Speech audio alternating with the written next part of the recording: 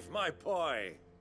Rutherford informs me that we owe you our thanks. Hadn't intended for you to get involved, but such are the times we live in, huh? I would have done the same for anyone else. You're far too modest, Clive. You'd make a terrible nobleman. But tell me, is the realm truly in as dire a state as Rutherford suggests? From what little I saw, you were right to be worried. I suppose I should have expected the worst. But I was rather hoping the great and good of the realm might have things a little more under control. Alas, it seems that firm leadership is in short supply these days, and without it, the people are bound to lose their way. We must move quickly. But where do we start? True, the challenges that face us are many.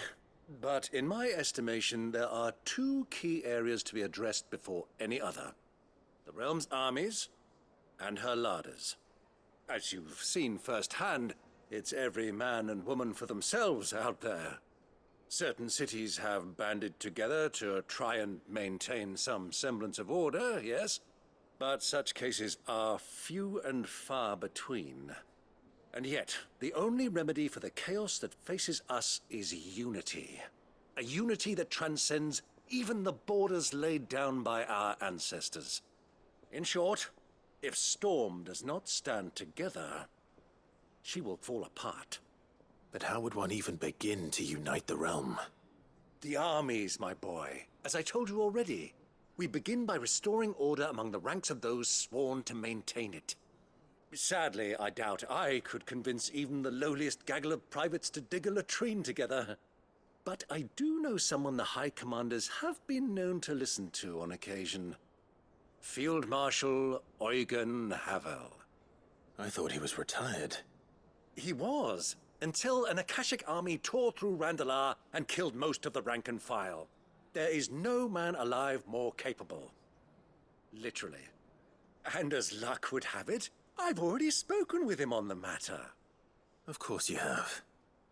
And he's agreed to help. On one condition.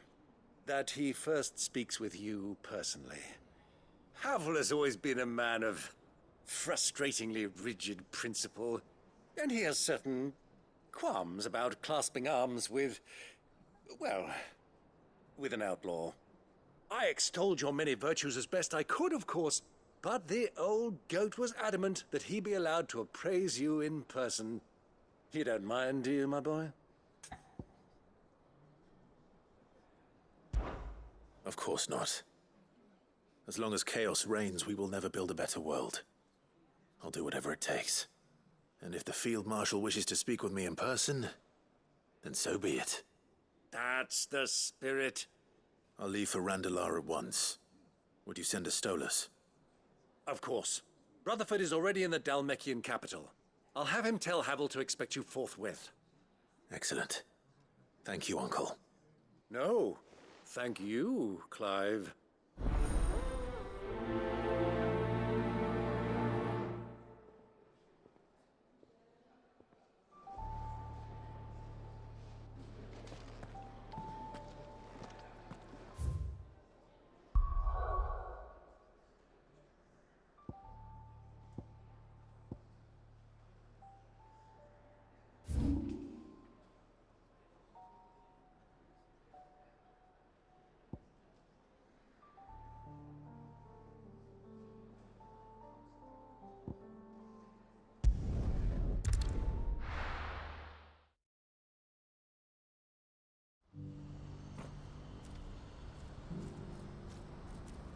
Do you see that too?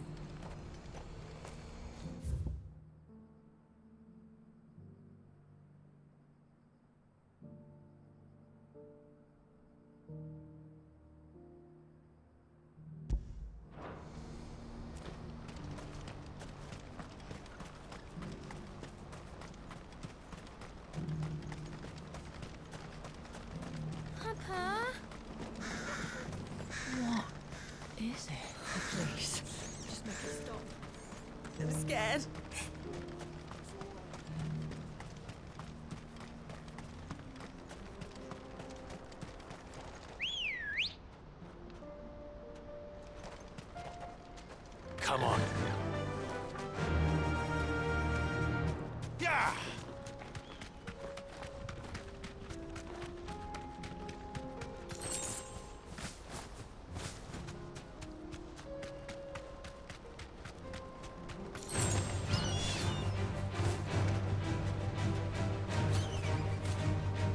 You deserve a rest.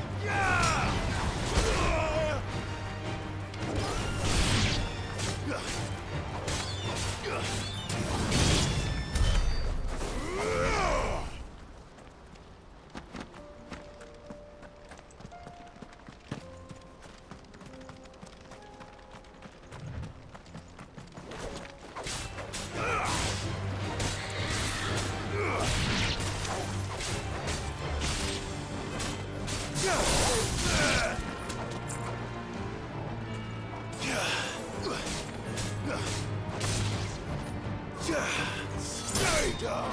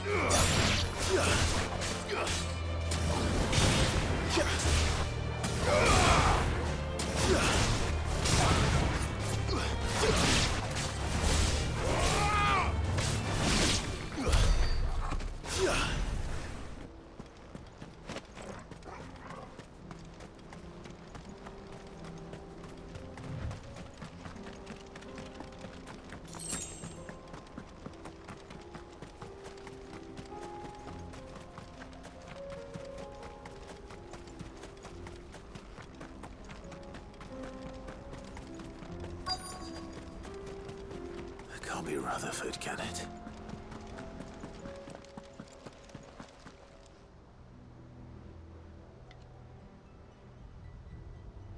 Turncoats and cowards, the lot of you! If it's a fight you want, it's a fight you shall have! Allow me. I don't need your... Please, Field Marshal, oblige him. This won't take long. You're right. It won't. Men, finish him.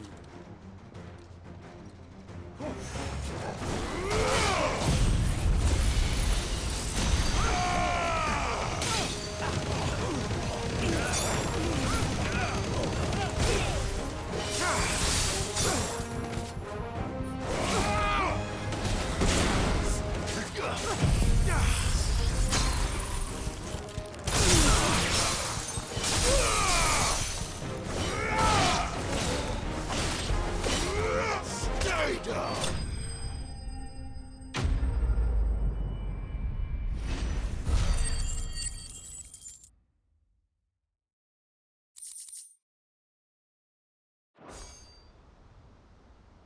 A little longer than I'd have liked.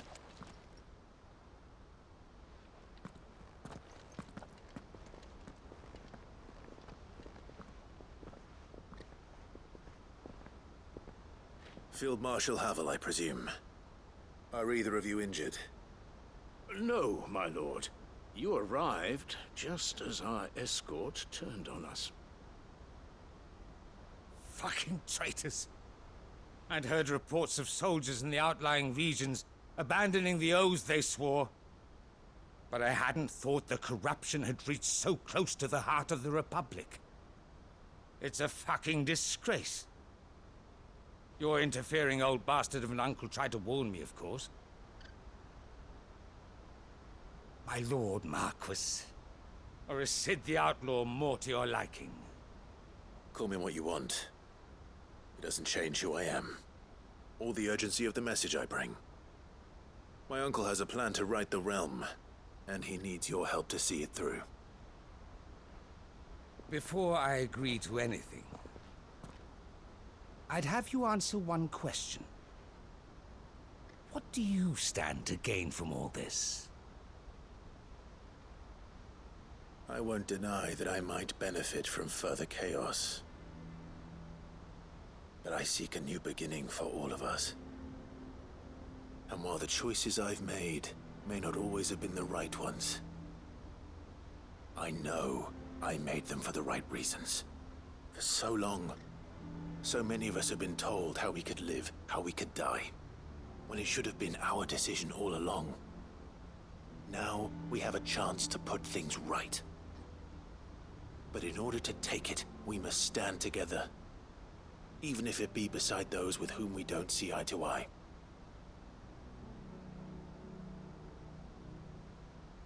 Certainly not the words I expected from an outlaw. But perhaps your uncle was right. You are no ordinary outlaw. I'll never hear the end of this. All right. I'll start by ordering my most trusted guard to bring the Dalmekian fringes under control. Next, I'll make contact with my counterparts in the Imperial Army and see if I can't convince them to try and restore order in their own territory. Thank you, Field Marshal. But they are not the only ones we will need to convince. What do you mean? I don't doubt that I can bully some sense into a few generals. But those they answer to require a different kind of persuasion. And when it comes to honeyed words, well, we will need an envoy. One who can court even the most stubborn of statesmen. You, perhaps. I'm flattered. But I'm no diplomat either. And I have other problems to attend to. What we need is a skilled arbitrator.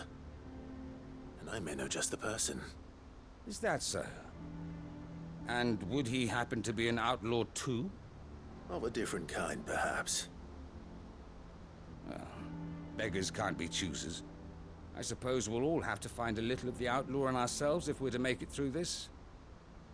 Very well. Send your man to me right away. I shall.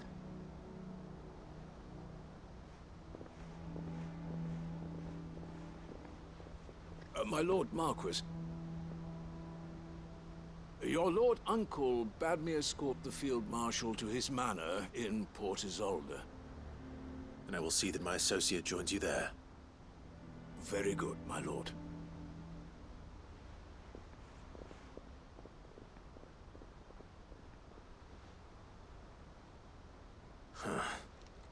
An envoy. I'm not sure I'm the man to talk anyone round. I can barely convince my brother to take his medicine. No. This is a job for someone with experience. Someone like Quentin. I hope I can convince him at least.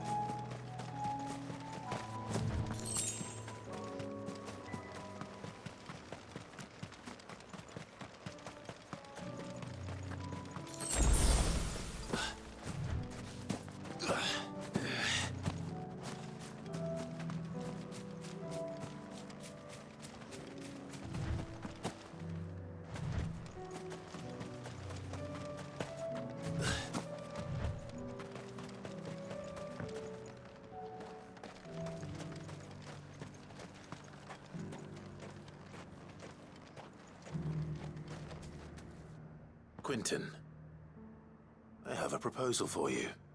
Do you now? Something tells me you'll be asking more of me than a cask of Gotand gold. Go on then. Propose.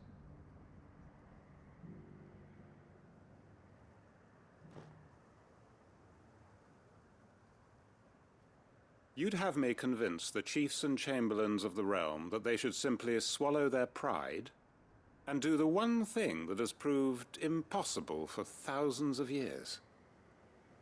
Was there anything else? Perhaps I can fetch you a meat pie as well. I know it's a lot to ask, but I can think of none better suited to the role. And you'd have me give up what little I have left to do it. I told you, Clive. The people of Lostwing are my family, and I cannot abandon them. You'll have to find someone else. I'm sorry to hear that. So am I. And why might that be? What he's asking. How's it any different to what you've done so far? They want you to speak for those who can't speak for themselves. That's what you do best. If it's the vineyard you're worried about, we'll see that the grapes are picked and the tons filled. You know we will. It's not that. Then what is it? You said yourself we're family. Don't you trust us? You know that's not what I'm... Then what are you saying? That only we are worth saving? Why turn your back on everyone else? You convinced us we could build new lives for ourselves, and if you can do that, who's to say you couldn't convince the entire realm?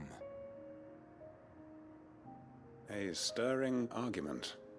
I fear that any rejoinder I make might fall somewhat flat by comparison. So you'll join us? Where do you need me?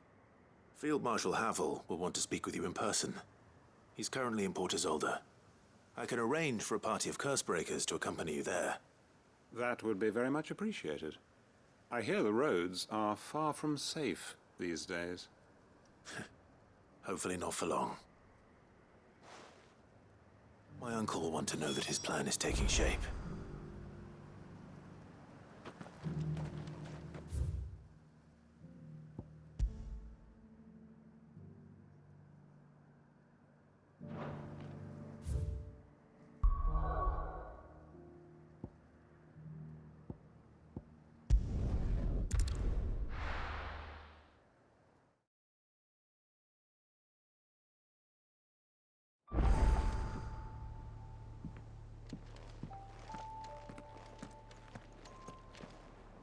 Uncle, I bring good news. The Field Marshal has agreed to your plan. Ha! Of course he has. I didn't doubt you for a moment, dear boy. Rutherford is accompanying him back to your manor in Port Isolde as we speak. They will await your return there. As will one other. One other? Who, exactly? Lord Havel was concerned that even if he could get the realm's armies to agree to an accord, he might not be as successful in convincing those with political power. He asked if I might have a solution, and I suggested a certain Imperial Lord Magistrate turned Liberator. One of your co-conspirators? Master Quentin would probably call me one of his, but yes. Another outlaw, then. Just the thing we need to put these rotten politicos in their places. Good thinking, Clive. I'm glad you approve. The more the merrier, eh? Uncle, assuming Havel and Quentin can solve our problem with the armies, you still haven't mentioned how we might manage the grain shortages. Oh, don't you worry, my boy. The 7 high houses will be seeing to that. They have all agreed to make the most generous of donations. Oh, of course, it did take a little persuasion, but luckily I had some unexpected help. From who? Why, you, my boy. Rumor has it that you rescued the Lady Ariane's head steward Rockford from a horde of bloodthirsty bandits. It was more of a handful. Well, the old battle axe was so pleased. She had a shipload of talents delivered to my private docks by the next new moon. And when the other houses saw the parsimonious old crone's purse strings finally loosen, they as good as tripped over themselves in the rush to follow suit. I'm happy to hear it. Now, I must be getting back to the manor. Join us there at your earliest convenience, would you? Of course, Uncle.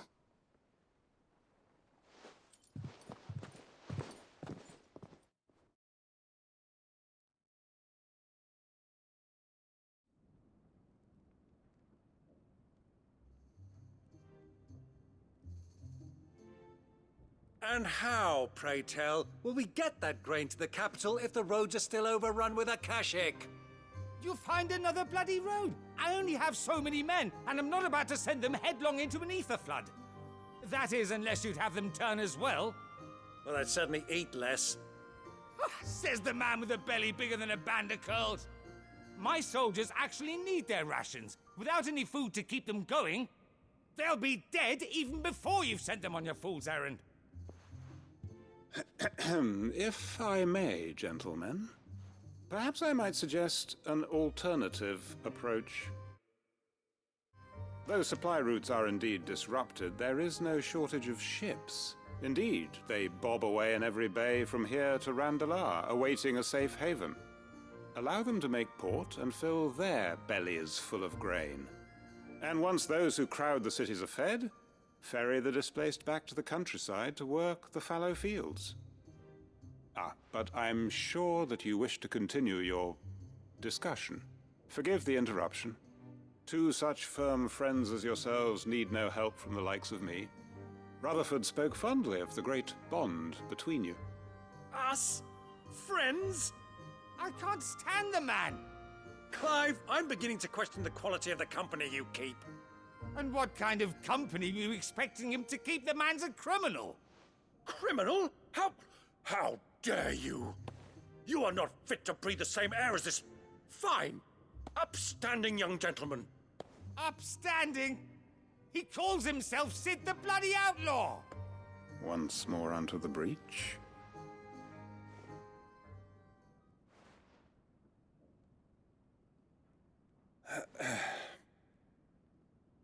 Shall we begin again?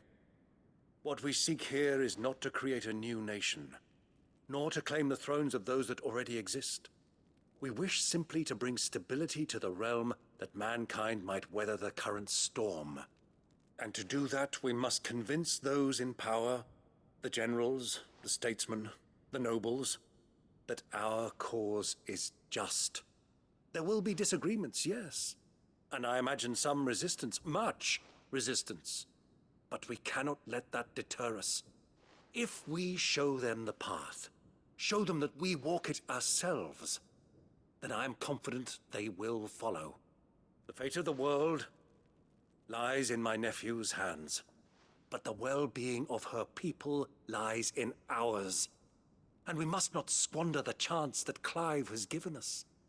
Uncle Byron, Now, with that settled, let's move on to the signing of the Accord.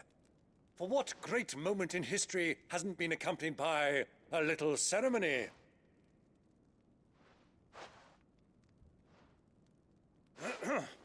Citizens of Valisthea, I present to you the Triunity. Rutherford, Mike Will.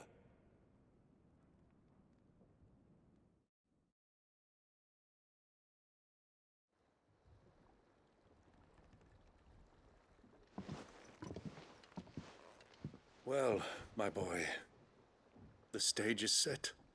That it is. This is the role you were born for. Now I ask only that you trust in the talents of your supporting cast. We shall play our parts to the best of our abilities, that you might have the opportunity to shine. The realm needs its Sir Crandall. And there is no better Crandall than you, Clive. I want you to keep this signed accord as proof of our faith in you.